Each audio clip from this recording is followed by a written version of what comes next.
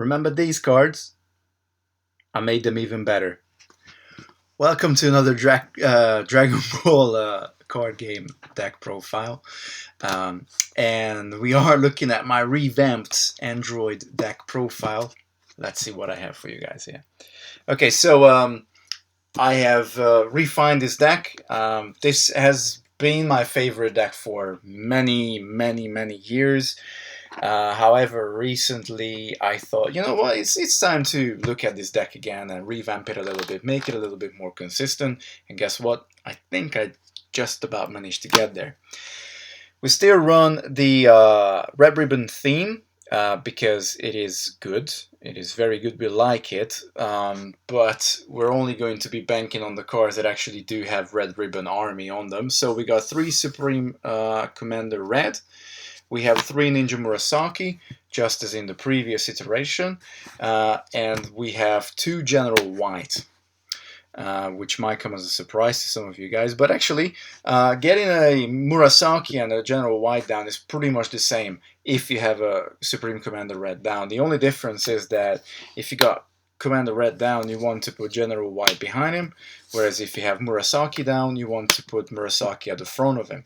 And that's the only difference. You're still going to come out with a team power of full, which is 4, which is not a lot, but it's just about enough to get you to turn 2.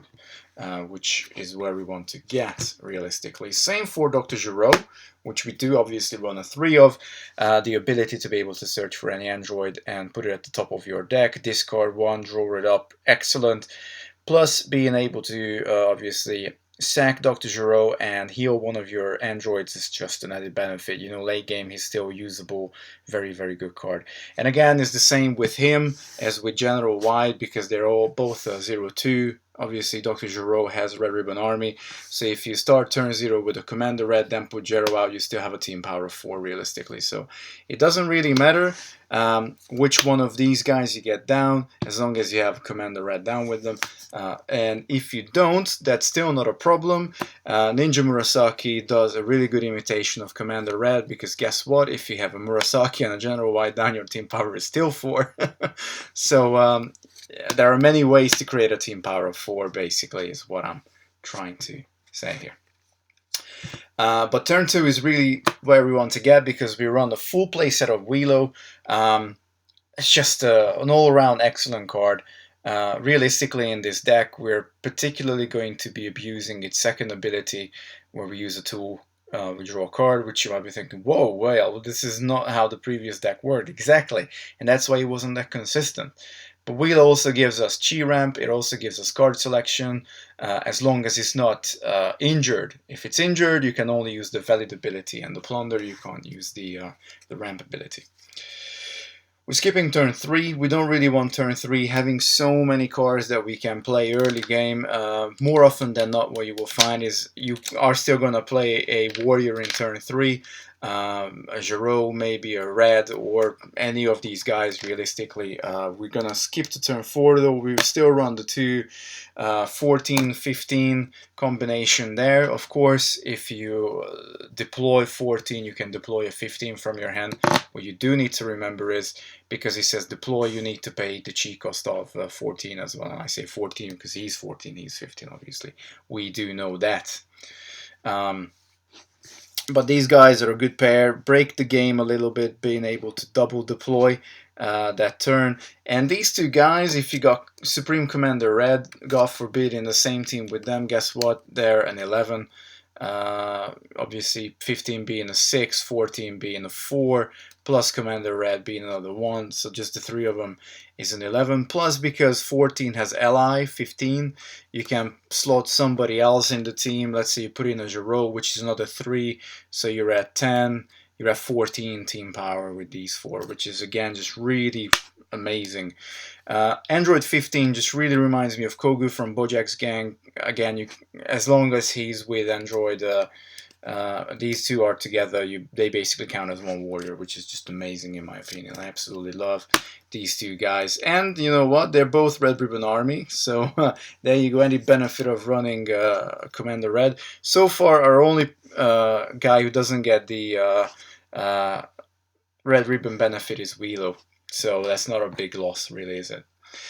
We still have the one Android 13 tech because we're running 13 United, and I love the idea of just being able to evolve into 13 United a turn early. And also, if you evolve into 13 United, it comes down with a growth coin. So just epically good card, Mr. Truckerhead. Love this guy. We still have the 2 Cell, the second form. Again, very important that both 13 and Cell are turn cost of 5, which is where we're going to be looking at abusing Unleashed Threat. Obviously, when this event leaves play, you can put into play an Android Warrior with a turn cost of 5 or less from your hand. So that can be obviously anybody and everybody up until now. Gero, 14, 15, 13, and Cell. So that's what we're really focusing on. We have one more 5-drop, and this is a doozy, guys. You have not expected this. Android 18. Yes, absolutely. We are running Earth in here. We're running Earth in here predominantly for the techniques, but I thought, hey, you know what else is Earth good in? Android 18. Indeed, another 5-drop warrior that we can get down with Unleashed Threat, which is just amazing. Has Thresh 1, which is really good again, and then her stats are amazing too. 6250. Basically the same stats as 13 in healthy status, but he's got Plunder and Toughness, where she has Thresh 1 and Toughness, but he has the evolution into the big guy. And of course, our last card is Android 13 United, two of them. Why we have 2 of these but only one of 13? Well, we want this big guy to have a better chance of coming down, but because of our consistency, we are more consistent in hitting 13 as well. Now, if you do definitely want to run 2 13s, I would say take out an 18, put in another 13, but I just love having 18 in there. I think it's really cool, and as a matter of fact, you're going to be playing so many cards by turn 5 that you're not really going to care that much if you can or can't get United down. We are not running Super 17. Turn 7 is way too late. Yes, it did give us a magnificent victory back in the days against Super Saiyan 3, which of course you can check out the gameplay video of. I'm going to obviously link it somewhere. But this is it for our warrior lineup. It is a lot more streamlined. We have a lot more early game potential, which was one of the issues that I had with the previous iterations. General Y just gives us a little bit more availability early turn to defend ourselves until we start setting up with Dr. Gero and Wheelo. These 2 are our main setup cards. Now, only if Dr. Wheelo was an android, that would absolutely break this. The card's already broken, and I don't use this word at all, but Wheelo is broken, I must say. Okay, so this is it for the Warriors. I absolutely love the lineup. I love the refreshing scene of having 18 in the deck and being able to help us out with the Earth symbol as well. Now, as I said, our main event is Unleashed Threat. And obviously, to be able to break this card, we need to be able to remove it. We can't wait till turn 6 for the time counters to tick off. It comes down with 2 time counters. So you play turn 3, sorry. Turn 4, you take a time counter of turn 5. You take a turn counter of turn 6. You can't take a turn counter of. So finally, in turn 6, you would be able to drop a warrior from your hand. It's way too long to wait. So we're going to be using 3 Katana Slice. We have been previously using the Daizu tech, and then I changed the deck where I had a couple of Exploiting the Weak in there as well, but Katana Slice is very consistent. Another Swiss Army knife in the game. And particularly with Wheelo, if you use it with Wheelo, not only do you get to obviously, well, let's see what we do with these 3 cards. All right, so Wheelo's down. Reload helped us to ramp into enough chi to be able to pull anything and everything off that we need, which was another issue previously, not having enough chi. So Reload uses Katana Slice. First you draw a card, then Katana Slice, target warrior opponent controls gets -2/-2, negates its effect text and special abilities until the end of turn. So you basically completely nerf one of your opponent's warriors. Basically, under effect text and special abilities, we mean, of course, effect text would be all the plunder.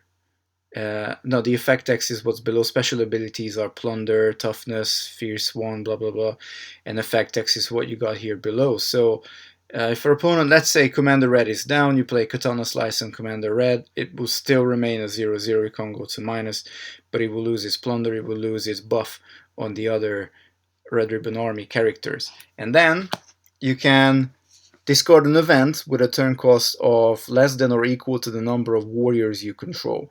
It doesn't say it has to be your opponent's event, so you can discard your own. And all we need to have are 3 warriors. Now, because you can't play Unleashed Threat before turn 3, you have basically 4 turns, turn 0, 1, 2, 3 to get warriors out.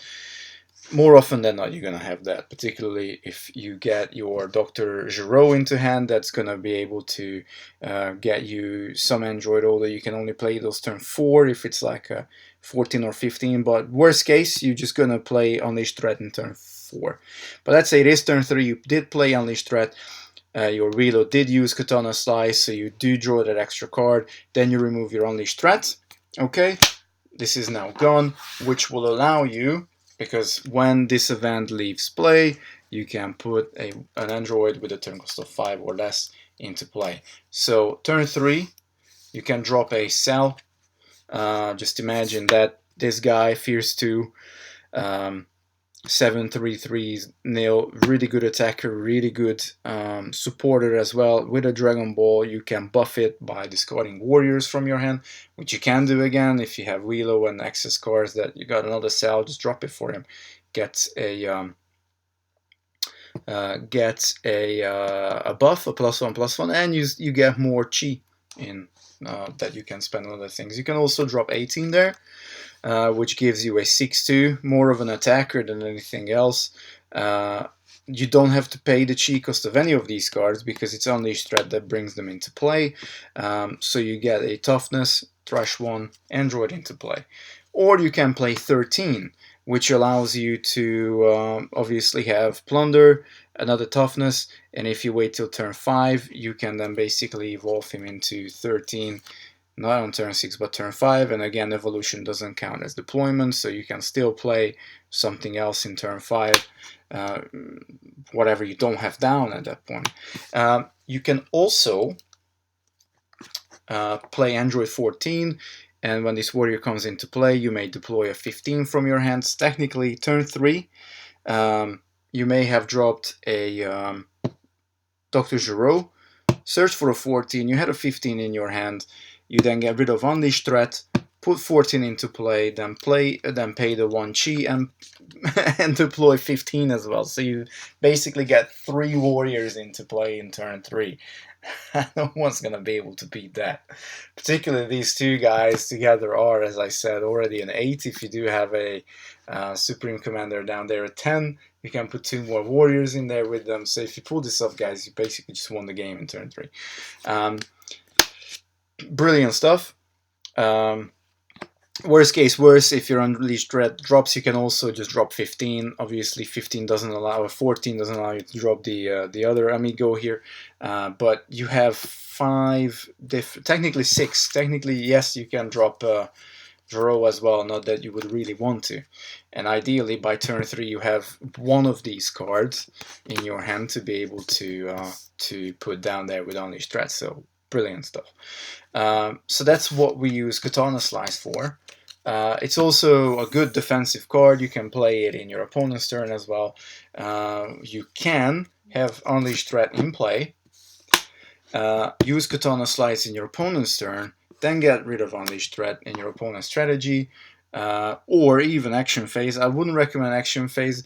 Even with strategy, because you can't organize your teams in strategy phase. Whoever you put down will be a standalone warrior. So if you do have, let's say, a Cell is probably the best one to drop in your opponent's turn. You get Cell out. You can't organize him into any other teams, but Cell on its own will be, I suppose, a no, he's not, because yeah, probably not want to use it in your opponent's turn. But anyway, the option is technically there to do it. Besides Katana Slice, we also run 2 Super Gravity Rooms. As you can see, you can run out of cards very quick in your hand in turn 3. And luckily, this card is again a turn 3 card, just as everything else. Katana Slice is turn 3, Unleashed Threat is turn 3, Super Gravity Room is turn 3. So you basically dump your hand in turn 3, and then you play Super Gravity Room. You just need to make sure Relo has a Dragon Ball on him. It's another tool technique, so as long as you have 1 or less cards in your hand after using Super Gravity Room, so let's say you got 2 cards in your hand, one of them is Gravity Room, you play Gravity Room, then Gravity Room checks how many cards you got in your hand, 1 or less.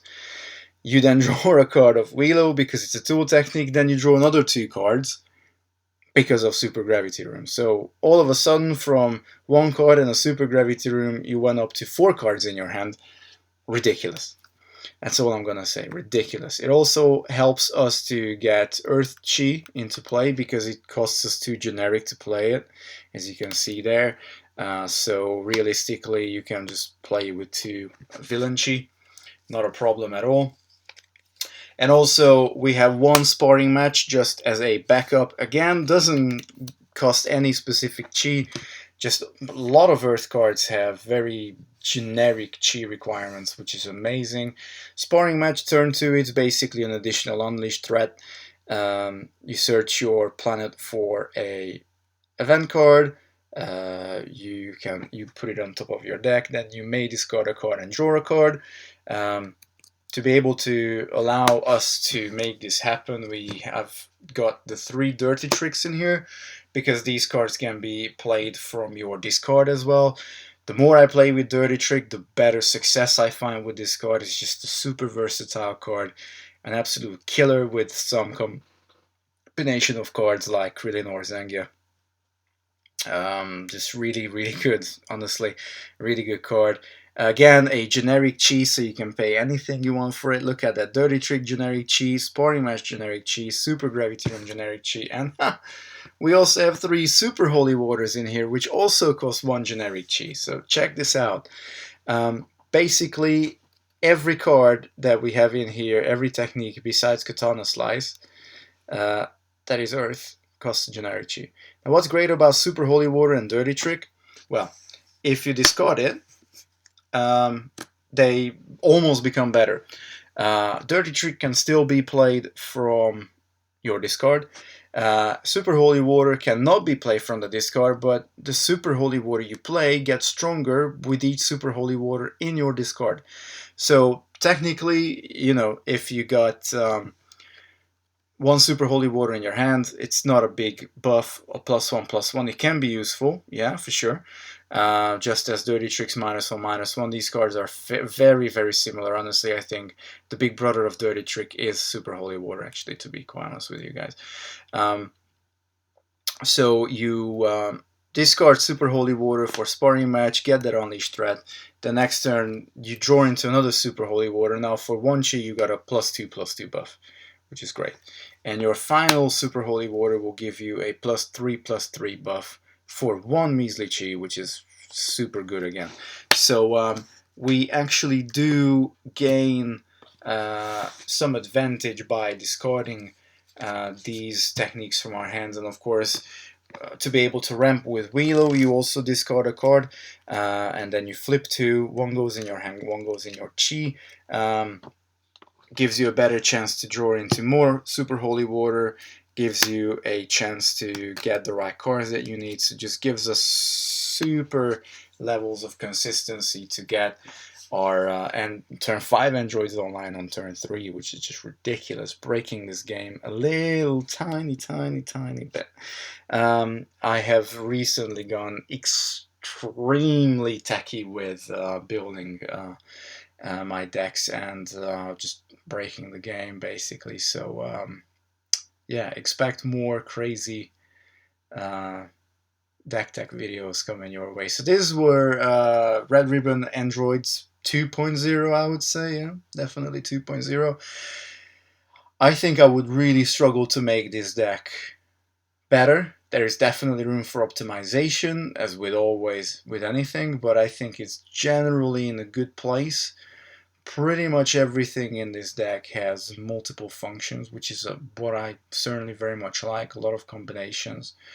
Also, what we did do, of course, is make Wheelo an obvious target, but the deck can run without Wheelo. With a little bit of a luck, you still get the right cards. Don't forget that you don't have to use your tool techniques with Wheelo, as long as you use them. As long as you got that Unleashed Threat, that Katana Slice in your hand, and any turn 5 Android, just do it. Don't wait for it. The only thing you do want to pay attention to is Katana Slice does cost you an Earth Chi and a generic Chi. So that's probably the only thing you really need to keep in mind for this card to work. But just splashing Earth made this deck a lot more consistent, and we have a lot more draw power with the combination of Wheelo, Super Gravity Room, Katana Slice. Just a lot of benefits, a lot of payoffs is what we're looking for here. So this is it for now, guys. Let me know what you think about this deck. I think it's a pretty crazy good deck, to be honest with you. I'd like to hear your opinions about it. So give me a like, share please, subscribe if you haven't yet, and comment below as well. And up until next time, Buzz Saiyan signing out. Peace out, YouTube.